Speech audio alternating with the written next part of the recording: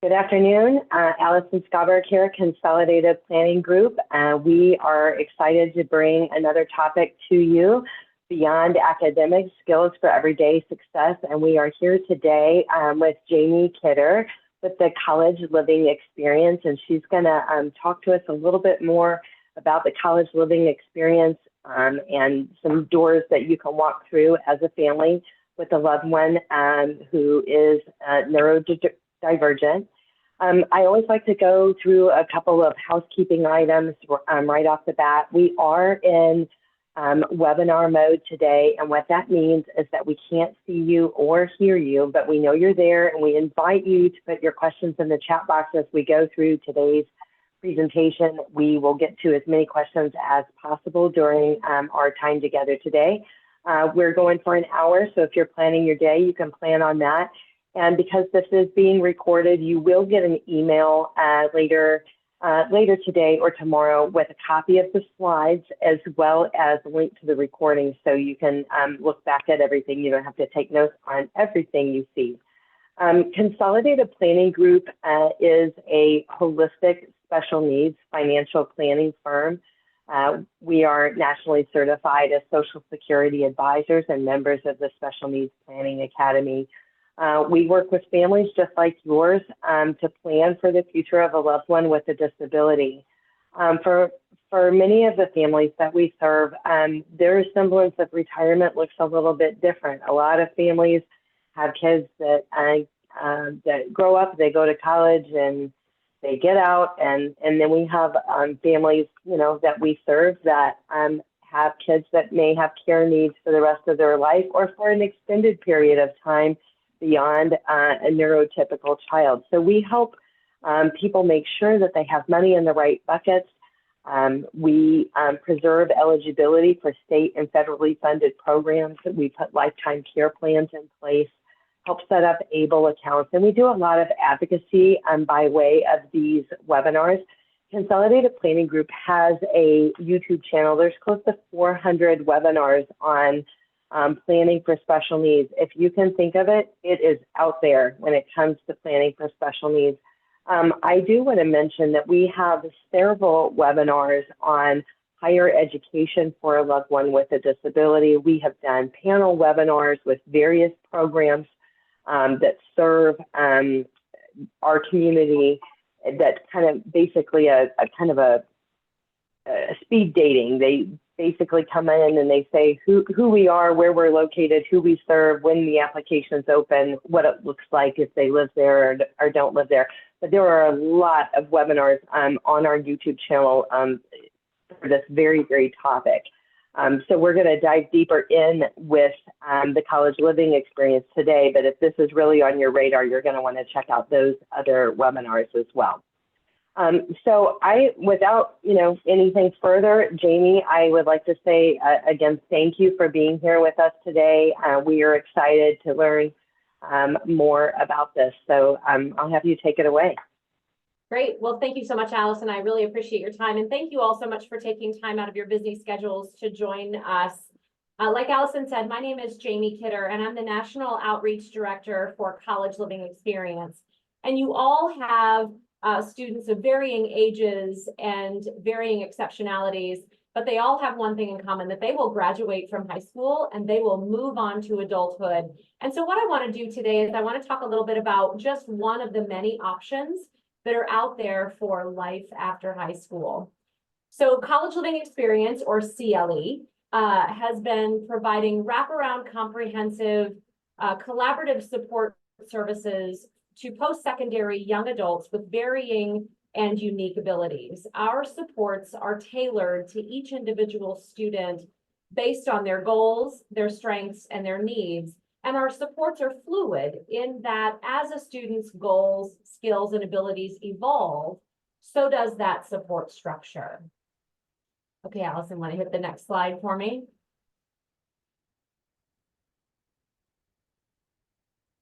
So students come to one of our 7 centers from really across the country and from around the globe. So we are located in 7 cities: Rockville, Maryland, just outside of Washington, D.C., Nashville, Tennessee, Fort Lauderdale, Florida, in Davie, Florida, to be specific, Denver, Colorado, 2 in California, Costa Mesa and Monterey, and of course, Austin, Texas.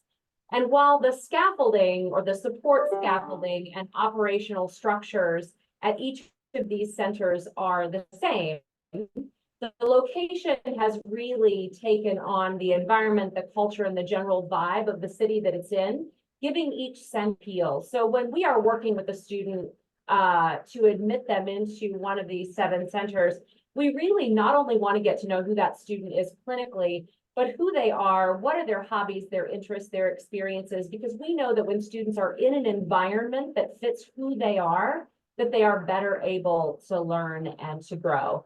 So who do we serve? Our students are very different people, and we celebrate and help them celebrate each of those differences. And while they are very different people, they do have several things in common. Most of our CLE students, the majority of our CLE students, have been diagnosed with a learning difference of one sort or another. And most often they have multiple diagnoses. And the most common of those are they're on the autism spectrum, they have nonverbal learning disorder, ADHD, dyslexia, or a combination of those. Other commonalities are that they want to be a part of a community.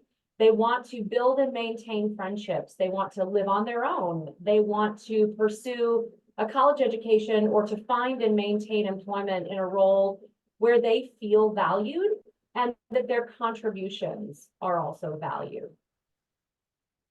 So let's move on to that next slide. And so this is really the good stuff. This is really how we support our students. So our students, when they come to one of our 7 centers, they will choose either an academic or a career track. Now they have to choose one. They can't just come and hang out with us, which we would love for them to do, but we want for them to choose one of those 2 tracks. And oftentimes, like young adults do, students will change from one track to another and then back again, or we will do a combination of both tracks at some point during their program or during their tenure with us. But we support the students in 4 primary pillar areas, and those are academic, career, social, and independent living. And I like to use the visual of a chair, and that each leg of that chair is a pillar of our supports, and that thin single rung that holds each of those legs together and really holds that chair stable is executive function, and that's the glue that holds it all together. And in order for that chair to successfully hold you, those legs need to be solid and cohesive. And like I said before, because our supports are fluid in that we are continually talking to students about their goals, assessing their strengths, looking at their areas of needed development, and adjusting their support structure accordingly so that that chair remains sturdy. So support and coaching sessions happen really wherever a student's life is happening. So it happens in our offices, on the student's college campus, out in the community, restaurants, grocery stores, at their place of employment, on public transportation, in their apartments. It really happens wherever daily life is happening. So let's talk about academic support. Now, we know that success in the classroom or mastering course content is really only a small piece of what makes a college experience successful. So when we talk about supporting students academically, this encompasses so much more than just course content mastery. Our coaches work with students on identifying an academic path that's right for them if they have not done so already with family. We coach them on how to self-advocate for accommodations with faculty, campus administrators, and accommodations offices. And during coaching sessions and study halls, coaches will help students develop the executive function skills in academic routines. So for example, during each tutoring session, the student will have steps 1 through 5, for example. And that first step is going to be to log into their email to check for faculty communication and respond if necessary. That next step is going to be then to log into their academic platforms, so Canva or Blackboard, whatever that institution uses. They're going to log into that platform to check syllabi, look for upcoming deadlines, assignment deadlines, and walk through breaking down assignments into more manageable pieces in conjunction with due dates. So really what we're working on is building an academic process around getting academic deadlines met. And so, and of course, all of this doesn't happen overnight, over the course of time.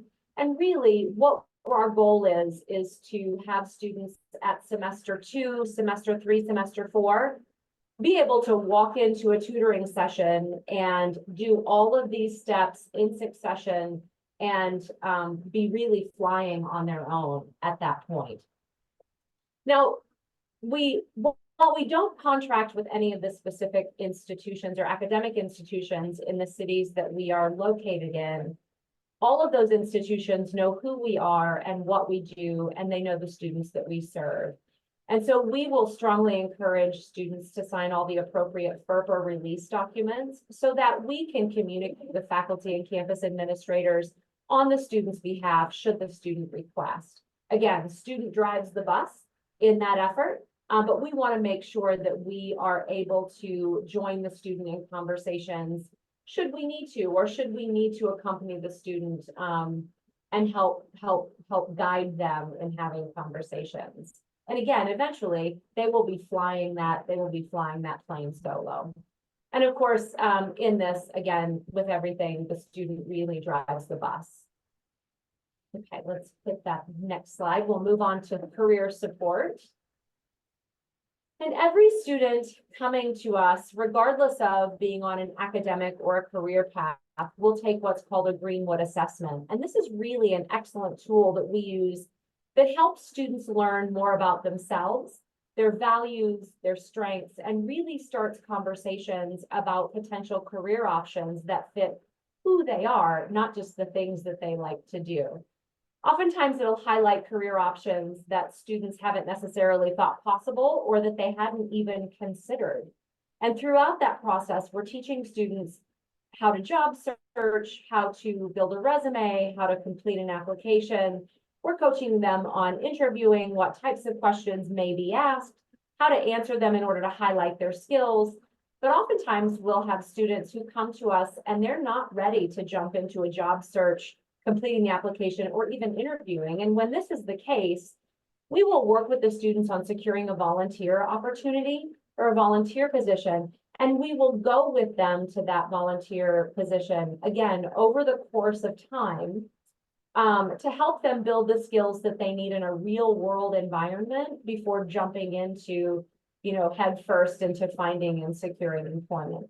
Now, once that student has found employment, the career coaches will then work with the student on the skills that they need to maintain that job. So workplace executive function, professional conversations, work ethic, prioritizing responsibilities. And this is my favorite, asking for additional responsibilities when things are slow or when their already assigned tasks have been completed. A lot of students, neurodivergent and neurotypical, want to know why in the world would I ask for more things to do? And so we talk to our students and we really want them to understand why that's such an important part of being a really good employee. All right, let's move on to social. Next slide. So social coaching is really so much more than how to make and maintain friendships. So we focus heavily on building a student's communication confidence so that in any situation, they feel confident that they're reading the room, they're understanding their audience, they're understanding their own role within that group, and they can communicate their thoughts and feelings in a productive and meaningful way within that context. And like I said earlier, the coaching sessions happen in a variety of settings. And certainly for social coaching, this doesn't just happen during scheduled social coaching sessions, because interactions in person and virtually happen all the time. And in all kinds of situations, every pillar of support encompasses social or communication coaching of some sort. And we talk about things like how to enter and exit a conversation appropriately, how to redirect a conversation, personal space, the difference between appropriate and inappropriate conversations, and the settings or the environments that dictate those conversations. And again, these supports happen both in individual and in group settings. So students will do social engagement groups. And for example, I had the opportunity to join a social engagement group, and we took a group of about 9 students out to In-N-Out Burger. And the coach and the students walked in and they ordered their food and they got their food and sat down, and they all sat at tables of 4. And I observed one of our students was eating his food, having a conversation with a young woman sitting next to him. And he physically turned in his chair to face his friend and have a 2-way conversation. And I could see his wheels were spinning. He was really paying attention to that communication etiquette to let his friend finish her thought first before he spoke. And it was amazing to see that. And after this group was over, I asked the coach, was that a normal interaction? And she said he has been very diligent in working on facing the person he's talking to, eye contact, body language, that she has seen a huge difference in his communication skills over the last 6 months. And that was a prime example of how that social coaching has really played a part in his ability to communicate effectively with his peers. So that was really exciting to see. And in my book, a huge success for that student and his ability to maintain relationships. So let's move on to next slide. And we'll talk about independent living skills support. So we typically, and I think everyone does this, neurodivergent, neurotypical, when you hit 18, you define being an adult as living on your own, or at least being outside of your parents' house. And having a learning difference doesn't change that definition for you. So this is really where I would consider where the rubber meets the road for our students. Now, our students live in a 2-bedroom, 2-bathroom apartment with another CLE student as a roommate. And that apartment complex is a community complex. So that student's next door neighbor might be a young married couple with a 2-year-old. And the complexes all have the same amenities. So they have pools and gyms and common spaces, and the students use these spaces just as everyone else in the community for social outings or to gather with their friends. Now, the independent living skills coaches work with students on things like apartment upkeep. And we know that not everyone is going to live hospital clean, but we do want them to at least be college clean or be able to recognize when the trash is walking up the wall or there's a strange smell when they walk into their apartment, that maybe it's the trash that needs to be taken out. So we work on recognizing and prioritizing household management skills. For example, if a student is having friends over for game night, we want them to recognize that the common spaces and maybe a bathroom or 2 needs to be clean, and and be confident in tackling those tasks. We work with students on their daily routines, and that includes things like waking up on time, morning hygiene routines, and medication routines. And I'll touch on medication routines in just a moment. And roommate relationships and conflict. We work with each student on creating and managing a weekly and monthly budget in the context of truly living on their own. Because spending $60 on DoorDash when you live with mom and dad, knowing that there's food in the fridge and there will always be plenty in there, is very different than spending $60 on DoorDash when you're responsible for purchasing your own groceries. So as you can imagine, that is a conversation that we have with students a lot, especially during the first 6 or 7 months of their time with us, that we talk about, because we spent so much on DoorDash this week, we may not be able to buy the good peanut butter. We may have to purchase the store brand peanut butter, which if anybody is like me, it's Jif all the way. So ILS supports also include meal planning, grocery shopping, and meal preparation. And so we are really working with students on every aspect of adult independent living. So I mentioned medications. I want to get back to that. Because we don't physically distribute medications, we would like to see that each student come to us with some level of self-reliance in medication management. Now, having said that, we will help students set reminders on their phone, create a medication management calendar, and then we'll verbally check in with them on the adherence to those reminders and any medication refills. But we really want for students to have, a bit of self-reliance in that. Now, another piece of or significant piece of ILS coaching is transportation training. The majority of our students don't drive, and so learning to navigate the community and do so safely is vital. And again, this doesn't happen overnight. This is really, we're doing transportation training throughout the course of a student's tenure with us. I'll use Austin as an example. Austin has got multiple transportation options: bus, commuter bus, rapid transit, a new system called the Pickup, which a lot of our students are using. Then, of course, there's Uber and other rideshare services.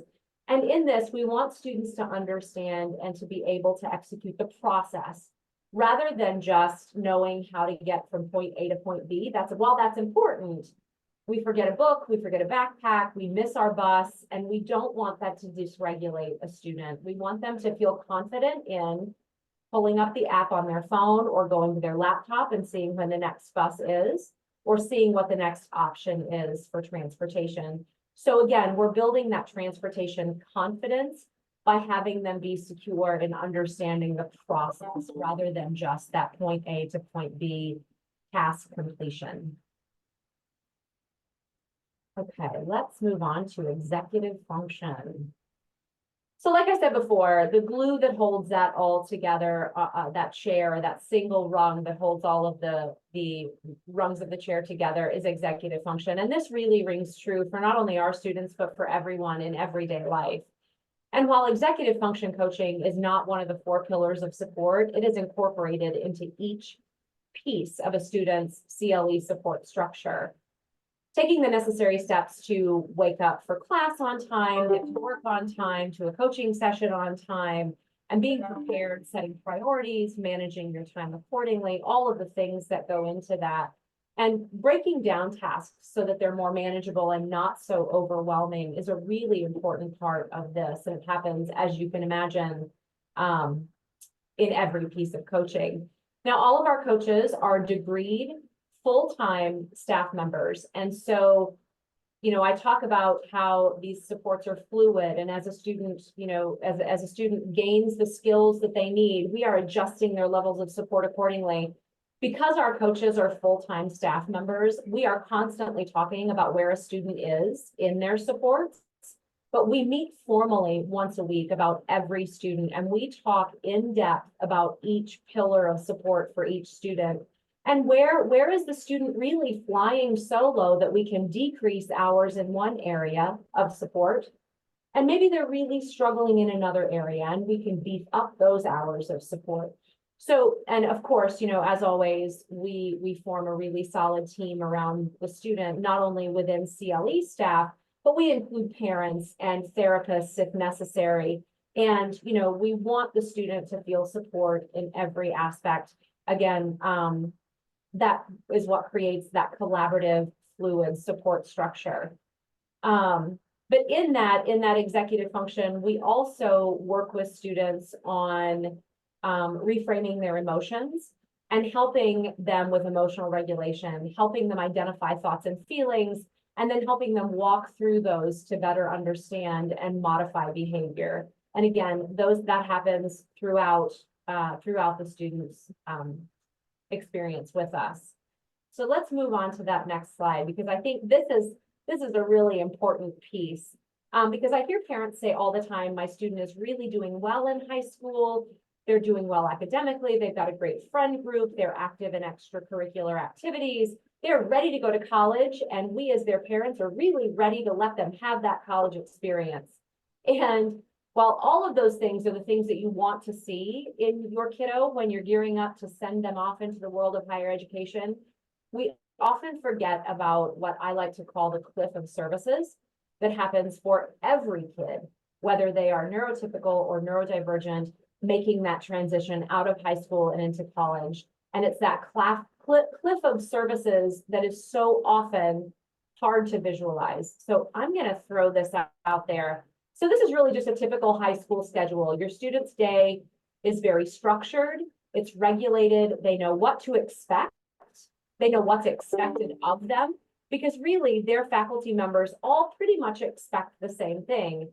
There's a lot of accountability within that same 8 hours for an entire year. And within this scaffolding, there's not much variation. So then they graduate in May, they spend 3 glorious months of freedom at home until they're off to college in August, and this is what they end up with. So this is a typical college schedule. And of course, it's a Monday, Wednesday, Friday, or a Tuesday, Thursday block, but there's a lot of unscheduled, unstructured, unoccupied time and very little accountability. College professors are not taking attendance, they're not sending out reminders about turning in homework. And how will your student, who was very active in extracurricular activities because they were right there being handed to them, how are they going to navigate an oftentimes very large, crowded college campus to find those same portals of activity when it's not packaged for them? How will they continue to remain regulated and productive and moving toward their goals when that scaffolding is no longer there? So Allison, if you want to slide on over to, there we go, to that college schedule. So go back up just one. So this is the CLE schedule. There you go. There's the college schedule. And as you can see, all of that unregulated, unstructured, and unoccupied time, what will our students do with that time when all of that scaffolding is no longer there? So let's head down one more and we'll go to the CLE sample schedule. So this is a sample schedule of what an academic track would look like for a student who's taking 2 classes.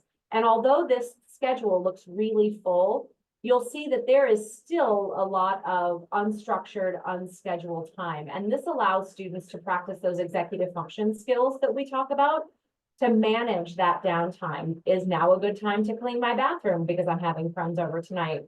Where in the schedule can I begin to prep dinner? When can I schedule several consecutive hours to complete a homework assignment? Where can I hang out with my friends? So we want students to understand what their scheduled day looks like, but we also want them to be able to utilize that quote unquote downtime to do the ancillary things that they need to do to get prepared for their next scheduled outing or coaching session, whatever that might look like. Okay, so Allison, let's hit that last slide. And that is really the end of my presentation. And we can open it up to questions.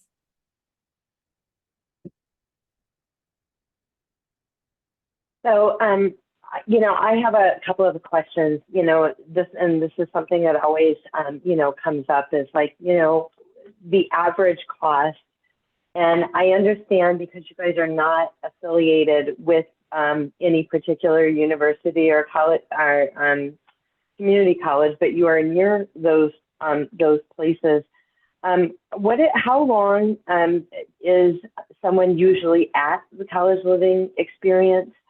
And, how does it work? And can you give us a range? I'm sure it differs across the country of, what a family might be looking at. I don't know if you do it per year, per semester, how that all works.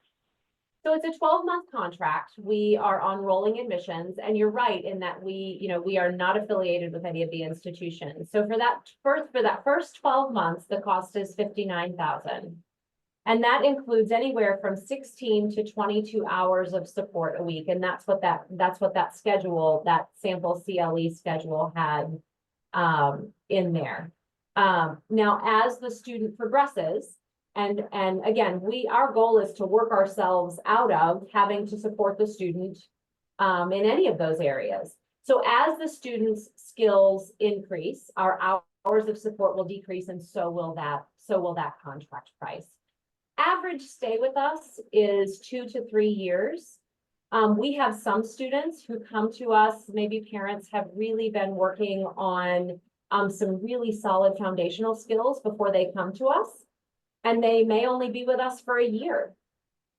There are other students who have, needed some additional support. And so, we have a couple students. One was with us for 6 years in Denver, and we had another who was with us for 7 in Denver. And both of those students have graduated with their bachelor's degree and have moved out of their apartment with their CLE roommate, and they're now living on their own and working full time. And so they're doing what they set out to do, which is great.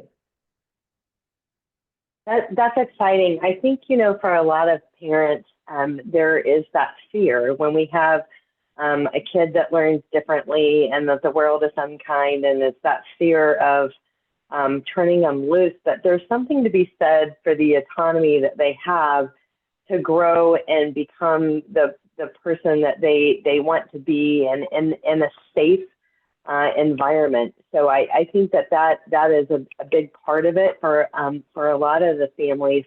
How do the roommate situations work out, and when you're partnering somebody from a roommate? And is CLE, one thing I wanted to ask is on vocational rehab. A lot of our families have kids that are in VR, helping close those gaps to the impediments to employment. Have you ever seen VR, if it's a part of the employment plan, cover the expenses for college living experience? I know that in our Denver center, we've had one student who was able to secure that. I believe there was an attorney involved in making that happen. But I don't, and I believe we're working in Texas in particular to secure that additional funding for CLE families. Did that answer your question? Yeah, and that is exciting. Somebody in the chat box had asked, is this private pay? And yes, it typically is, unless there is some type of partnership with vocational rehab. And for anybody that is listening today or by podcast and you're not familiar with vocational rehab or VR, it is a service that is free. It's state and federally funded programs across the country in every state. And it is designed for an individual with a disability who has impediments to employment. And they do various testing. They provide a lot of supports. There might be a job coach involved. They help find employment. They help pair a person with a job with a company that is known for working well with individuals with a disability. So there's a lot of benefits to those programs. But they have deep pockets, and they have grants, and they have to spend their money. So that is an example of something that, if it is in line with the employment plan, that it is a possibility that might be something that they could cover. And again, if every situation is different, every individual is different, and it's not a blanket, you could get CLE covered by VR, but do work with your VR counselor on this, because if the goal is for your student to be able to go to college, but in order for them to go to college, they're going to need some supports in place. And CLE may be something that they can support, and they'll, take that a step further. So when it comes to like roommate pools and things like that, you had mentioned conflict resolution. Now, I don't care if you have a neurotypical kid or a neurodiverse kid, sometimes roommate situations can be dicey, especially for any kids that we have that might be a little volatile or quick to react in some of versus respond. And so are roommates assigned for the whole year, or how does that work? So we try to pair students up with common interests.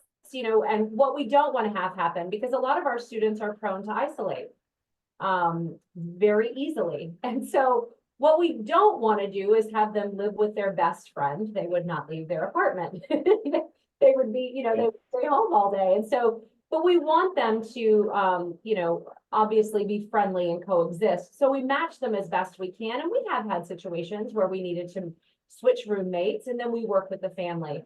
because these are not CLE apartments, they are truly a community complex. The student's name is on the lease. And so we work with the family and the apartment complex to kind of navigate those rough waters. But first, what we want to do is we want to make sure that our students understand how to communicate through conflict. And we'll try to fix, we will work with the students on gaining those skills on that end first. And if it is really just a situation where students need to not live together, then we will pull the family in, we'll get the apartment complex involved, and we will talk that through. Now, you mentioned the apartment complex, for instance. So are the fees associated with the college living experience inclusive of what their living expenses would be through the apartment complex? I know they don't include college tuition and books and stuff like that, but tell me what that covers. So the college tuition for that year contract is the same across centers. It's the cost of the housing that is different. And so that is not included in tuition because each of those cities, obviously the cost is going to be different for those apartment complexes. And we do have some students who come in, 24, 25, 26 years old. They don't necessarily want to live with a roommate. Maybe they've lived or they have had experience living on their own. And so they want to live on their own. So that is really, it's not included in that yearly CLE tuition living expenses because there is some variation to the apartment living.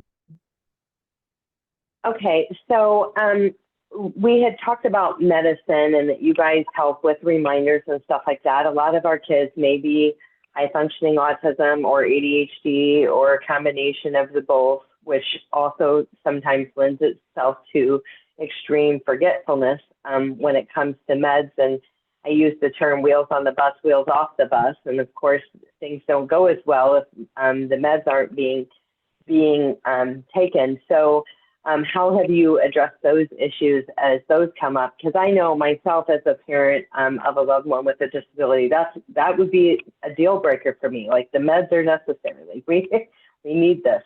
So like how do you guys tackle that? Now repeat your question again. I'm so sorry.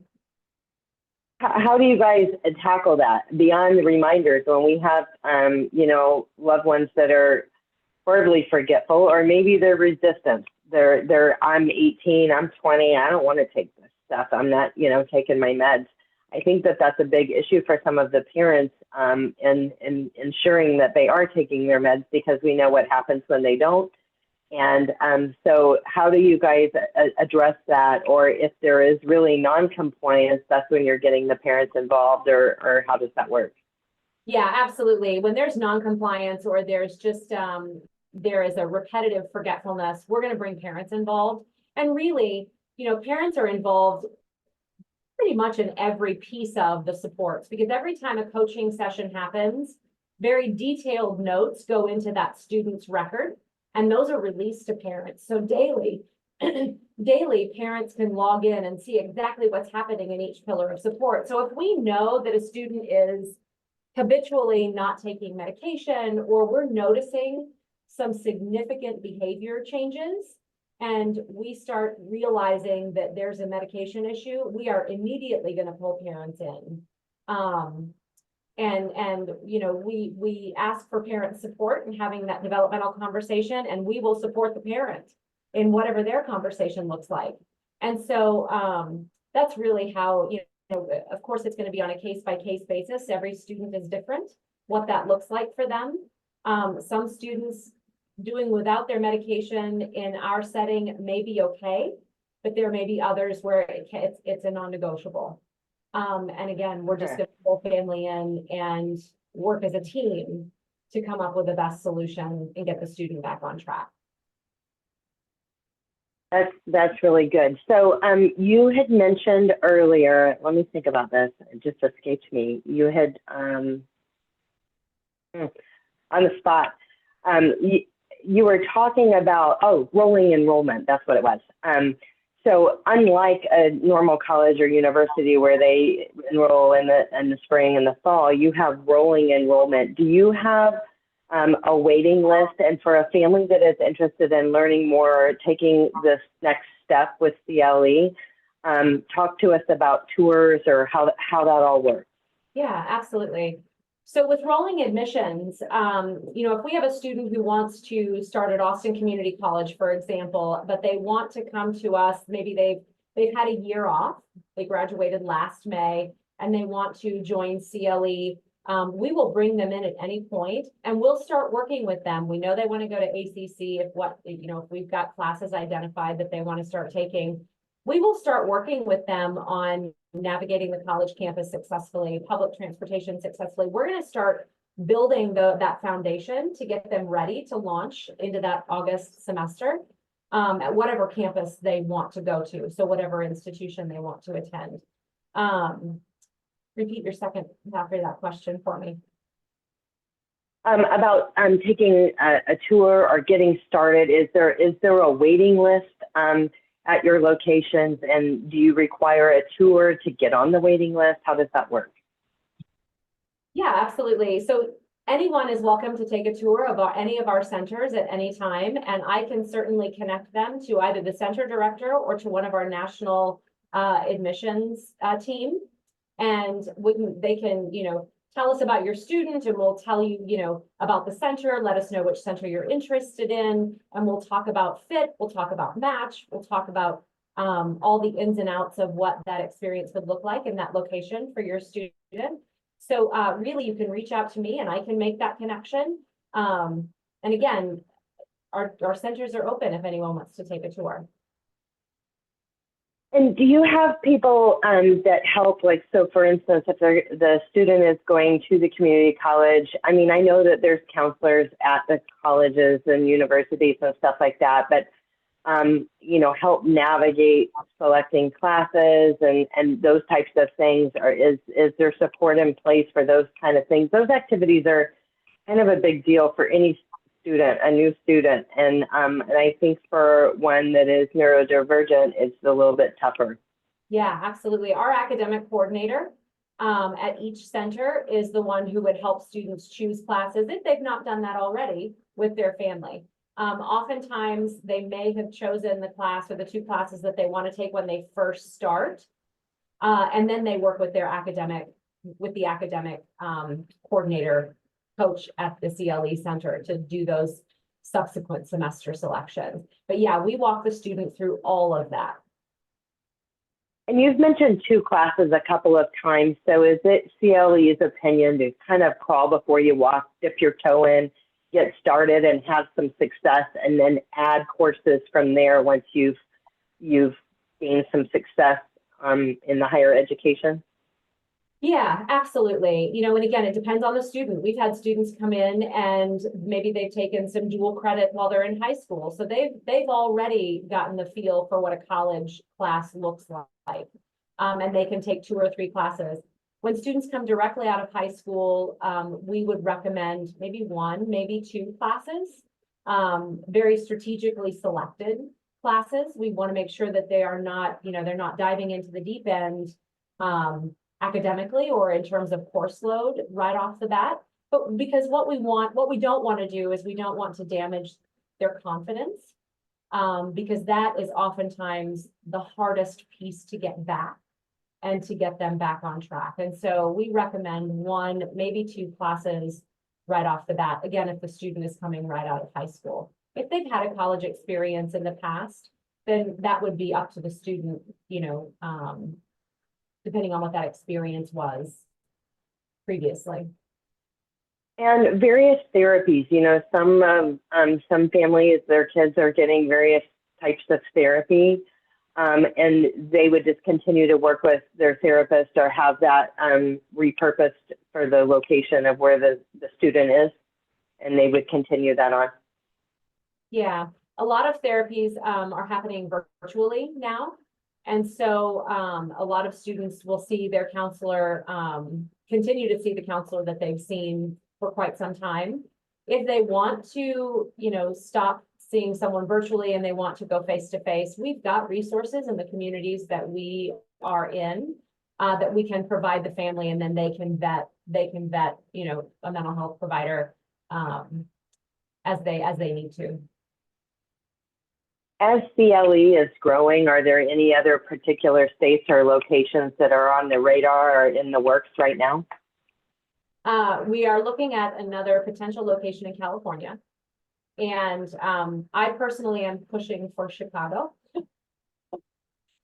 Or potentially another in Texas. So, but that's all just conversation, but I know that they are actively looking at potentially another location in California. That is exciting. Well, Jamie, it has certainly been our pleasure being here with you today. You guys can reach out directly to Jamie. Jamie can connect you with the person in your location that you're interested in looking at and learning more. I know that this has been, it's a lot of information, but I feel like CLE is one of the best kept secrets out there. It's a great opportunity. And I think a lot of families, you know, we hear there's no way my kid can't, they're not going to go to college. We hear we can't. And there are a lot of college programs and community college programs and university programs that are specifically tailored for individuals with an intellectual disability. So know that there are options out there. They're all on our YouTube channel. We always like to end by saying there's things that you should keep on your radar when we're planning for special needs. You know, developing a special needs care plan, future care cost estimates, making sure your child's on Medicaid waivers. Those are just a few, to name a few. We have webinars on every single one of these topics on our YouTube channel. And one thing I want to mention, we had a webinar last week with Temple Grandin. We had a webinar with her and we did an interview with her. And what I would tell you is she was so very encouraging, you know, being on the autism spectrum herself and having the successes that she's had in her life. She never even spoke until she was 4 years old. So check that out on the YouTube channel, because I know for a lot of families it was pretty encouraging and just understanding, you know, because what we see right now, you know, when they're 17 or 18 years old and where they're going to be at 28 or 30, it's a far cry from where they are right now. And sometimes when we're living it, it's hard to see that at that moment. So you guys, today, this webinar has been recorded. It will be out there on a podcast. We're going to send out an email with a copy of today's slides, as well as a link to the recording. You guys will have all of that in your inbox probably later this afternoon. I always like to mention that we work on a collaborative team here at Consolidated Planning Group. We are nationally certified as Social Security advisors, members of the Special Needs Planning Academy. We are specialized in working with families who have a loved one with a disability, and we can help you on your planning journey. This QR code on the screen, you can hover over and it'll take you to a calendar where you can book a free initial consultation. So we'll be happy to talk to you a little bit further about the planning that you've done so far and what gaps there may be that we can help you close those gaps. So it has certainly been my pleasure being here with you, Jamie, and with the College Living Experience. Thanks everybody for taking your time to be with us this afternoon. And we will look forward to connecting again soon. Take care. Thank you, everyone.